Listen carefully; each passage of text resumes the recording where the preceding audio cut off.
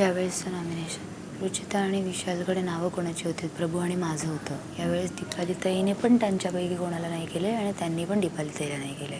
मी त्या दिवसापासून ऑब्झर्व करते. त्यांच्यात उठणं बसणं जाऊन बोलणं काय बोलणं होतं आपल्याला माहीत नाही, बाहेर गेल्यावर कळेल. आणि आपण ठरवलं होतं की प्राजक्ता आणि रुचिता हे आपले टार्गेट्स आहेत म्हणून. अनुश्रीपासून थोडं सावध. तिचं ज्या प्रकारे त्यांच्याशी बोलणं आणि खाणाखुणवी चालू आहेत ती पुन्हा जॉईन करणार. यावेळेसचं नॉमिनेशन रुचिता आणि विशालकडे नावं कोणाची होती? प्रभू आणि माझं होतं. यावेळेस दीपालीताईने पण त्यांच्यापैकी कोणाला नाही केले आणि त्यांनी पण दीपालीताईला नाही केले.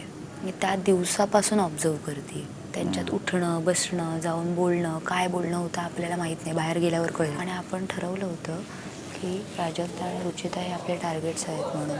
अनुश्रीपासून मराठी कला विश्वातील अशाच अपडेट जाणून घेण्यासाठी तुम्ही आमचं चॅनल टेलीचक्कर रिजनला नक्कीच सबस्क्राईब करा.